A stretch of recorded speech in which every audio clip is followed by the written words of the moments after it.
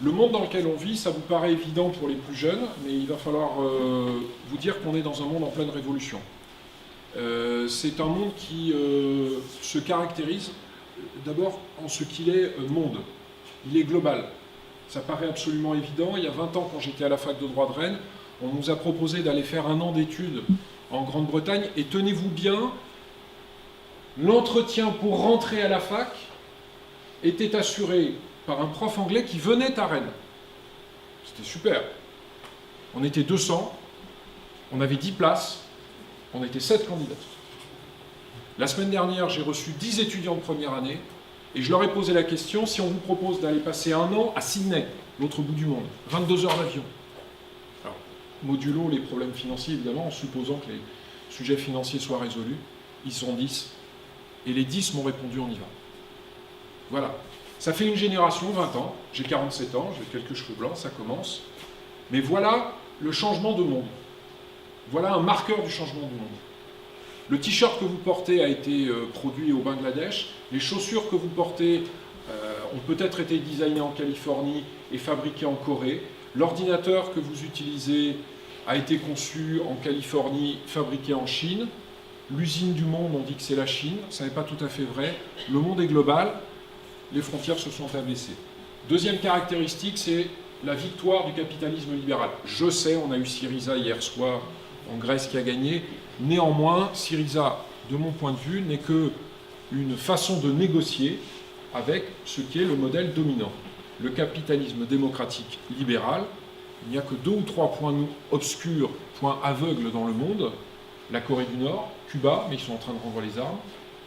D'accord ? Et, alors évidemment, c'est pas parfait partout. En Chine, on a plus le capitalisme que la démocratie libérale, mais ça progresse. Mais ça progresse. Par ailleurs, un monde innervé, complètement dominé par le numérique et Internet. Le 7e continent, le continent des données.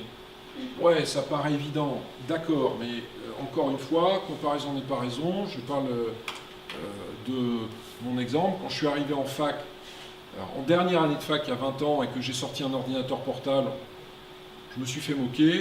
Et aujourd'hui, qui n'a pas son ordinateur portable en première année de droit, première année de fac, c'est lui qu'on moque.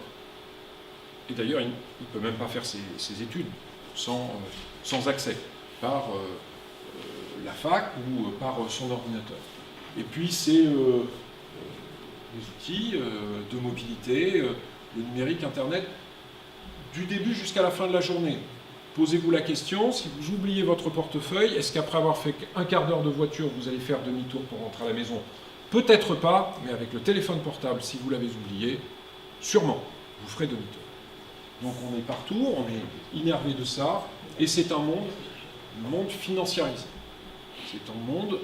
Alors on peut redécouvrir peut-être des choses. Zola écrivait pas mal à ce sujet, mais l'argent est partout, l'argent est roi. Bien ou mal, peu importe, on est passé à 2 doigts d'une 3e guerre mondiale avec la crise de 2008. On le saura, les livres d'histoire l'écriront. Très franchement, en octobre-novembre 2008, il y avait des files d'attente devant les banques avec des gens qui voulaient retirer de l'argent. On a eu une crise de confiance majeure. Et c'est un monde dans lequel, encore une fois, Syriza, la Grèce, c'est hyper important. Et qu'est-ce que ça vient faire le droit là-dedans, dans ce nouveau monde? D'abord, en ce qui concerne le numérique et Internet, ça pose des grands défis. Ça pose des questions absolument impossibles ou très difficiles à résoudre. Imaginez-vous que sur le site Internet que vous êtes en train de regarder, par votre téléphone portable, Twitter, c'est une société américaine qui est en train de passer ce type de message, assez neutre par rapport à la liberté d'expression, par vous, à destination de quelqu'un qui peut le lire à Hong Kong.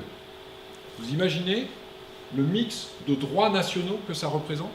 On a déjà 3 ou 4 réglementations qui sont en confrontation. Et on le voit régulièrement, on l'a vu à l'occasion de Je suis Charlie, ça n'est pas simple à résoudre. Néanmoins, le droit a démontré sa grande capacité la versatilité, disent les anglo-saxons, c'est-à-dire son élasticité, sa capacité d'adaptation. Non, Internet n'est pas une zone de non-droit, et quand les premiers internautes ont commencé à pousser des fichiers musicaux sur Internet, on a pris les bons vieux textes de contrefaçon de droit d'auteur, et ça a plutôt bien fonctionné. Pas si bien que ça, on pourrait dire avec la Hadopi, etc. Mais les défis, le droit a su y répondre.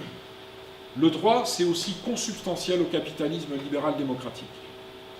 Il ne peut pas y avoir de capitalisme démocratique libéral sans, par exemple, de droit de la concurrence. Les Américains ont été les premiers à s'en rendre compte. Le capitalisme sauvage est la mort du capitalisme. C'est assez paradoxal. C'est-à-dire que si on laisse les acteurs économiques se livrer à cœur joie à ceux qu'ils veulent, à leur propre intérêt, sans aucun contrôle, on arrive à, par exemple, au problème des trusts. Le problème des trusts, c'est qu'il n'est pas possible que sur un marché, quel qu'il soit, le marché des yaourts, de la téléphonie mobile ou autre chose, on ait une ou deux entreprises ou trois entreprises qui dominent tout. Vous verrez que dans les prochaines années, on tirera les conséquences, on peut l'espérer en tout cas, du fait qu'aujourd'hui, 80% de ce qui est acheté pour la grande distribution est acheté aujourd'hui non plus par 5 réseaux, mais par 4 réseaux et demain par 3. Ça va poser une difficulté que les autorités de la concurrence vont résoudre. Souvenez-vous qu'en 2000, Windows a voulu tuer Netscape en imposant son navigateur Internet Explorer et a été condamné à une petite amende de 497 millions d'euros. Le plus important, ce n'est pas l'argent, c'est le fait qu'à partir de là, quand vous achetez un ordinateur Windows et que vous l'allumez, que vous l'installez pour la première fois, on vous dit « Dis donc Bernard, qu'est-ce que tu veux choisir comme navigateur ?» Et que vous avez le droit entre Chrome, Safari, Internet Explorer, pour les plus conservateurs, et puis tous les outils que vous souhaitez. Voilà. Donc là, le droit de la concurrence est hyper important. La globalisation, je vous l'ai dit, plein de droits qui se confrontent. Et la financiarisation du monde dans lequel on vit. Eh bien, la financiarisation, on peut dire, à l'heure actuelle, que si le droit avait été appliqué en 2008, il n'y aurait pas eu de crise des subprimes. Parce que la crise des subprimes, elle est venue de deux phénomènes.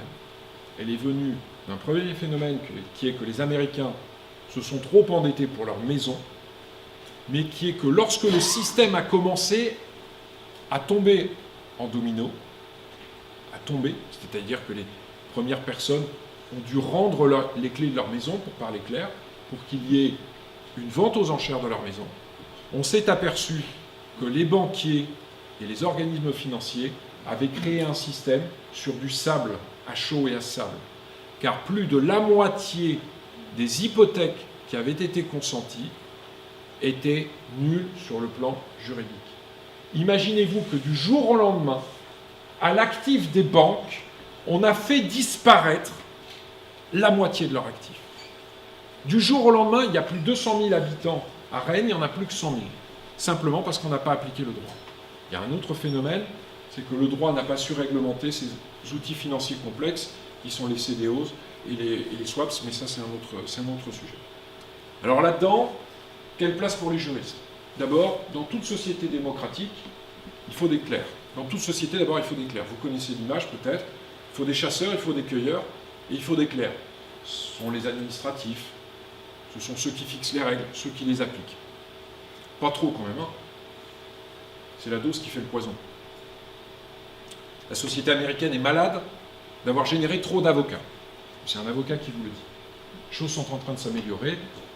On a un système d'adaptation, c'est-à-dire que pour la première fois, depuis 150 ans, le nombre d'avocats diplômés qui sortent des écoles d'avocats est en train de chuter. De 3 à 4% tous les ans depuis 2008. 2008, la crise, oui, pas pour rien. Deuxième chose, dans le nouveau monde libéral, démocratique libéral, on a besoin d'avocats. Alors les avocats, on ne va pas le définir par rapport à la robe ou quoi, des professionnels indépendants du pouvoir politique. Je n'ai pas à justifier mon point de vue, posez-vous une seule question. Chaque fois que vous avez affaire à une tyrannie ou une dictature, il n'y a pas. Chaque fois que vous avez affaire à une tyrannie ou une dictature, il n'y a pas ça. Libye du temps de Kadhafi, il n'y a pas ça. Du temps de la Roumanie de Ceausescu, il n'y a pas ça. Du temps de Cuba, aujourd'hui, il n'y a pas ça. Corée du Nord, il n'y a pas ça. Et dans tous les pays où il y a un début de, ou alors un système bien établi, il y a, avec tous ses défauts, certainement, je suis le premier à me plaindre du caractère un peu bloqué de ma profession, mais c'est consubstantiel au système démocratique libéral. Le problème, c'est que le Nouveau Monde, ça représente, pour nous les avocats, une remise en cause des défis, mais alors dont vous n'avez pas idée. Première chose, les clients en veulent plus pour beaucoup moins. Comme partout, quoi. Eh oui, mais les avocats n'avaient pas l'habitude. Parce qu'on est en train de passer d'un marché vendeur à un marché acheteur. C'est-à-dire un marché dans lequel les vendeurs faisaient la loi. Vous venez chez moi, vous ne savez pas combien ça va vous coûter, et dans un mois ou deux, vous recevrez une facture pifométrique. C'était mon bon vouloir. Alors, on l'appelait différemment. L'honoraire était la reconnaissance spontanée du client envers l'avocat. Non, non. C'était le bon vouloir de l'avocat qui envoyait une douille à 10 000. C'est tout. Et maintenant, les clients demandent des comptes. Ils disent, je ne veux pas payer. Ils disent, je ne veux pas payer n'importe comment. Dites-moi combien ça va coûter. Et ils remettent en cause le modèle économique dominant dans l'industrie du droit, dans le monde, c'est le taux horaire. Le taux horaire, c'est génial. C'est que vous connaissez un des deux termes de la multiplication, le multiplicateur, mais vous ne connaissez pas le multiplicande. Et donc, on vous dit qu'un avocat est cher quand il vous coûte 450 € de l'heure, mais il est talentueux, serviteur. Ou il est débutant, 180 € de l'heure. Oui, non, d'accord, Maître Lamont, mais en vrai, combien il va me coûter le contrat? 2 000 ou 12 000? 450 € de l'heure. Les clients se révoltent, surtout depuis 2008. Deuxième caractéristique, l'industrialisation aussi atteint les métiers du service. On peut considérer, vous verrez dans le débat qui est mené contribution numérique du Conseil national du numérique, qu'on a le représentant d'une start-up légale, vous vous rendez compte, start-up légale, qui s'appelle Start Legal, qui dit que 80% des documents produits par des cabinets d'avocats sont parfaitement reproductibles. Ça veut dire qu'il ne reste plus que 20% de valeur. Ça veut dire que 80% des contrats, 80% des conclusions de divorce, 80% des contrats de bail sont parfaitement industrialisables. Ça représente un sacré challenge pour une profession qui a toujours été organisée sur le mode artisanal. Je reçois une cliente, je lui dis voilà comment on va faire la procédure, ça va vous coûter tant, peut-être si je lui dis. Et à la fin, aucune technique d'industrialisation n'est mise en route. Industrialisation, modèle de documents, checklist, vérification, remplissage automatique des documents, le cas échéant peut-être même demain, sur Internet, je vais vous proposer de faire vous-même le contrat et je vous donnerai des conseils autour de ce contrat. La libéralisation et la globalisation, vous savez ce qui se passe depuis 2 heures, 2 heures et demie? On discute de la loi Macron à l'Assemblée. Et puis le numérique.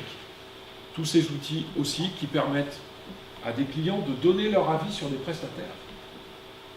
Pas seulement sur TripAdvisor, etc., mais demain, un client qui est insatisfait de ma prestation, il n'y a aucune raison qu'il ne puisse pas dire « Bernard Lamont, trop cher, pas bon, pas réactif, la promesse n'était pas là ». Alors j'espère que 98 fois sur 100, il dira l'inverse. Mais le pouvoir est au client. Dans ce contexte-là, est-ce que nous, les avocats, nous avons le droit de communiquer? Vous avez déjà entendu dire que la publicité est interdite pour les avocats. C'est une légende urbaine. C'est autorisé depuis 1990. En 1990, on a fusionné les avocats et les conseils juridiques, c'est-à-dire ceux qui s'intéressent plus aux entreprises. Moi, je suis un enfant de la fusion, si j'ose dire. Ça fait un peu allié, l'enfant de la fusion, mais c'est-à-dire que j'ai prêté serment en tant qu'avocat avec la robe, mais je me destinais à l'origine à une carrière exclusivement de conseil juridique. puis je fais les deux aujourd'hui. Et en 1990, quand on a fusionné les avocats classiques portant la robe, allant plaider au tribunal, et puis les conseils juridiques faisant des contrats, rédigeant des statuts, on a octroyé quelque chose de formidable, on avait le droit de faire de la publicité.